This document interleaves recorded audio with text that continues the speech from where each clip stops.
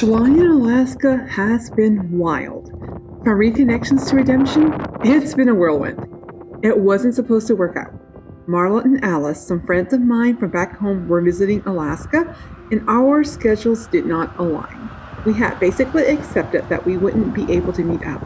But then, the night before they left their ship in Seward, we discovered a small window of time. I drove nearly 3 hours to Anchorage just for one dinner, and it was worth every second. Time with them was well spent, and it felt like a bit of home while I was missing out on all of the July 4th festivities my family and friends were doing back home. We laughed and talked over Moose Tooth's delicious food and ended the evening watching bush planes take off and land at Lake Hood, the world's largest and busiest seaplane base. That visit grounded me. It felt like a big, gigantic hug, and the fact that we thought it wouldn't work out made me appreciate it all the more.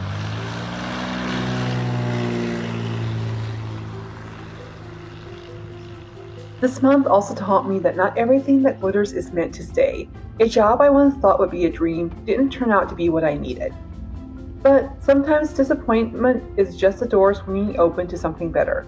The new paths I found, working at a local chiropractor's office and helping with the outdoor work around town, they surprised me with joy, on a simple grounding joy. I found laughter in conversations with locals, calm in flower beds, and purpose in small steady moments.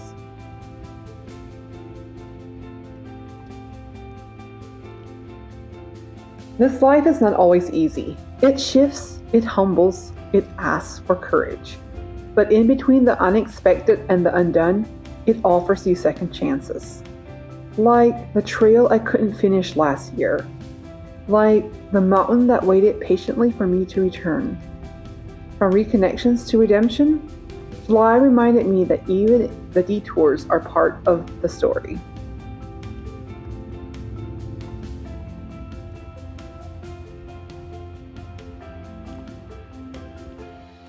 Hey, good morning. It is 6:30 in the morning. So I slept in the parking lot. I drove up that road last night. I slept in the parking lot, and it was very good. I slept in the back of my truck for a while. I had it on roll and all that, but then it's 6:30 now.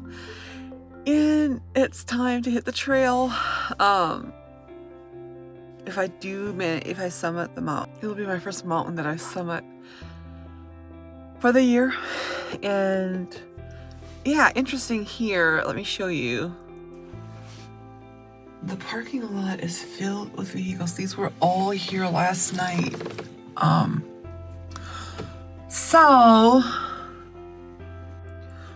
So I'm curious to see if are they all up there camping? Like, are they camping up on the mountain somewhere? I don't know. I have hiked this trail before last summer when I was up here. It was one of my favorites that I hiked. So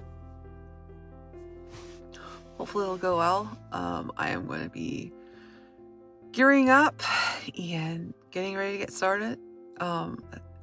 It's almost 4 miles to the summit. So it'll be an 8-mile trail, and I'm just going to take my time. I know the trail is absolutely gorgeous. So I'm just going to take my time doing it. I'm not going to be rushed, and I'm going to see if I can summit a mountain. Let's go.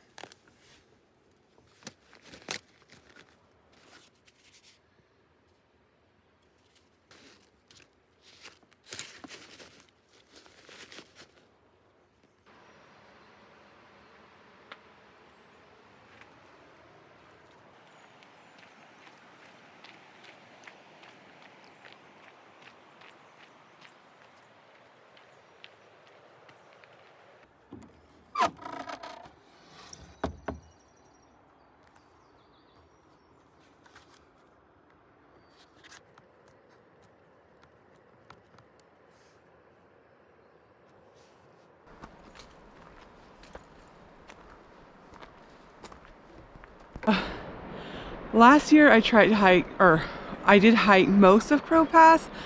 I didn't get all the way to the top. I didn't make it to the summit, and it's bothered me ever since. So I knew, I basically knew that the first mountain I'm going to summit is going to be Crow Pass. Check that off my list. Put that unfinished business behind me. So that's what I'm doing today.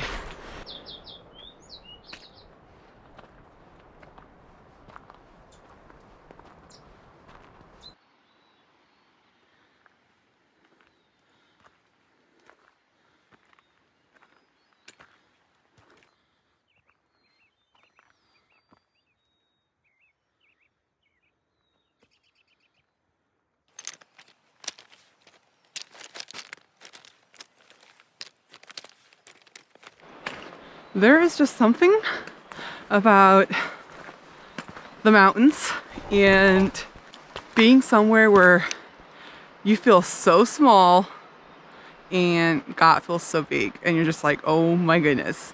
It just fills my cup right up. Yeah, this is just making me so happy, especially also since back last year I had tried to summit this mountain and was unable to. When I tried to summit this mountain last year, I was still recovering from some health issues the previous year, and yeah, my back was out of whack and my core muscles were still pretty shredded and we're not there basically. So being able to do this so much better this year than I did last year just makes me so happy. It shows me the progress I've made and how far I've come, and yeah, I just can't wipe the smile off my face. This is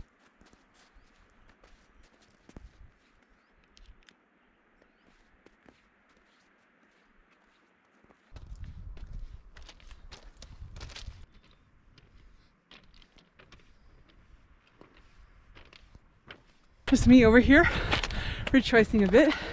I am now past the point that I turned around last time I was here. So from here on out, the trail's unfamiliar and I've come further than I did last time. So on to the summit.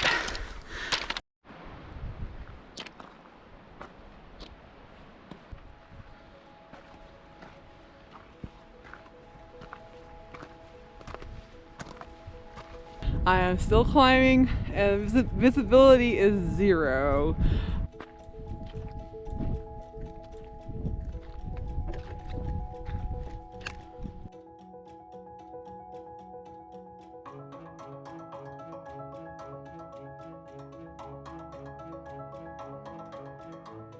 I made it. Crow Pass. Step by shaky step, I came back for the part of me I left behind. Everyone I met on the way up said the same thing. No views today. Clouds are socked in. But I climbed anyway. Not for the view, but for the victory. Not to prove anything to the world, just to remind myself how far I've come. And when I reached the top, the clouds began to lift. It was like the mountain was saying, "You've earned this." This wasn't just a summit. This was redemption. Proof that healing is possible. That time matters. That small steps become big victories. I stood at the top, grateful for the climb and the view, but most of all, for the version of me who didn't quit.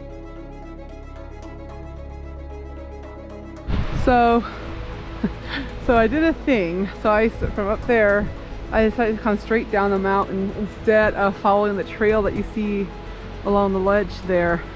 There's another trail that literally just drops straight down, and I decided to do it. It's pretty steep. You can see there, it's a pretty steep trail and there's no switchbacks. However, it's getting me to avoid all the places the snow crosses the trail, which I'm all for it. And yeah, I'm dropping down a lot faster, so I think I made a good choice. I just can't with this place. I absolutely can't.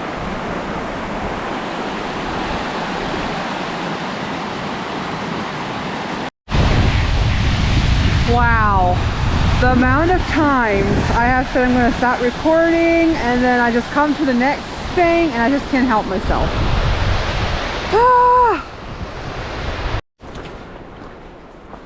Well, I did it. I am almost at the end of the 8-mile hike. Am I glad to be done? Yes. My legs are definitely yelling at me after going downhill for 4 miles. Yes, I see it. I see the end. Oh my goodness. Okay. Woo! There she is. And I finished the trail with aching feet and a full heart. Conquering Crow Pass was a victory I will always carry with me. Back in town, the streets are buzzing. The salmon are in, and so are the crowds. Rod and reel fishermen chasing their thrill, and Alaskan families hauling coolers and dip nets to the river's edge. Life moves fast here in July. And even though I'm not a resident, I didn't want to miss out on the magic. So I drove to one of the local spots where the action was unfolding. Tents scattered the beach like a pop-up fishing village. Dip nets lined the river's edge, waist deep, anglers bracing against the current. Boats came in from the inlet, proud with the day's catch.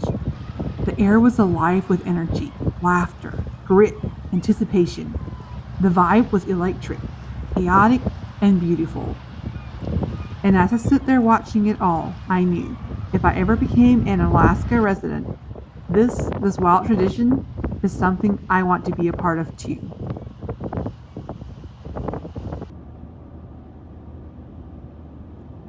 With dip netting season upon us, I had to say goodbye to the RV for a few weeks. It had been booked out to a group of salmon-hungry Alaskans. But in exchange, I was offered a peaceful little escape, a cabin by the sea. It's tucked down a quiet road, out past the noise and movement of town. The kind of place you only find if you're looking for silence. The cabin sits on a bluff about 50 feet above the Cook Inlet, and every evening I am gifted with sunsets that leave me speechless. The wind dances through the tall grasses, the sky catches fire in hues of gold and violet, and the snow-capped mountains stand across the inlet like a painted memory. Waves crash below, steady and ancient. It feels like I stepped into an oil painting, the kind framed in gold and forgotten in some musky old castle. And for a while, this beautiful space is mine. But life in Alaska, even in a postcard moment, still has its curveballs. One morning, in the rush of getting ready for work, I discovered I had locked my keys in the truck. Okay, I am in quite the dilemma. I'm supposed to be at work, and I couldn't find my keys. So I finally came out and looked in my truck. My truck is locked, and my keys are in there. I don't know you can see them or not. No, it doesn't show through the tint. Anyway, yeah, I'm kind of out and pretty far out in the middle of. I'm not in town. Definitely not in town. Work is covered. They said work is covered, and I don't know. I don't really want to pay the bucks for somebody to come out and unlock my truck for me. I'm Googling. So, what I have a suction cup. I don't know. Was looking for a wedge of some sort. I couldn't find it, but I did find this. I'm gonna try to pry the door open a bit with this. And then also, I forgot to get it. I'm gonna go get it right now. I have a rod to get down. If I pry the door open a bit, I have a rod to try to get down and unlock it. Saying a prayer and hoping I can get this figured out.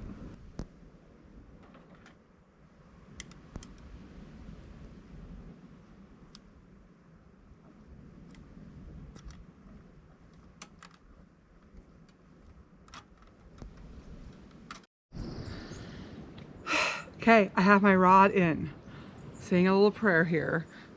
So currently it looks like this. So I have this in, got this in first because this is my wedge.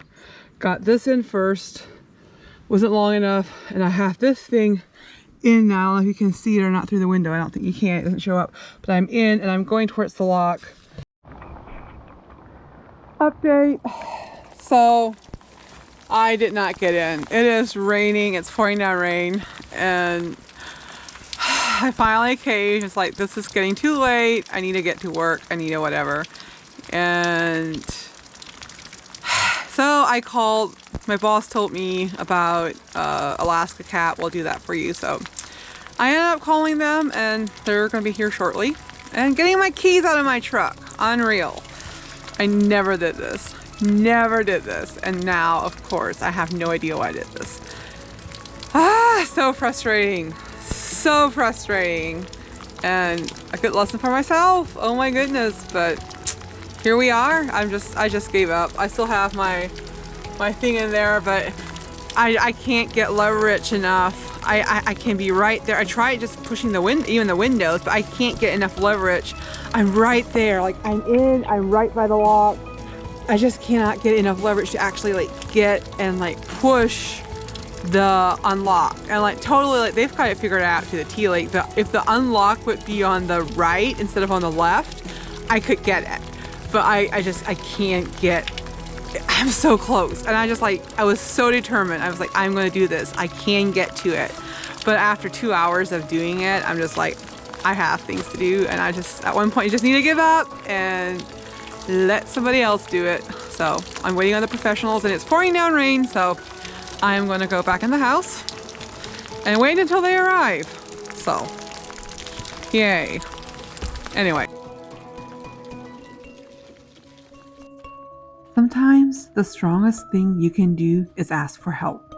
I spent hours trying to break into my own truck, determined to fix it myself, because that's what I've always done. But in the end, all it took was a phone call. 30 minutes later, someone showed up and had my door open. Coming back to the cabin that night, I looked out at the mountains and the sea, and I realized independence is good, but sometimes asking for help isn't weakness. I'm learning that strength isn't always about doing it all alone. Sometimes it's giving up and letting someone else show up. Hey, thanks for watching. Hit subscribe and I'll see you next time. Bye.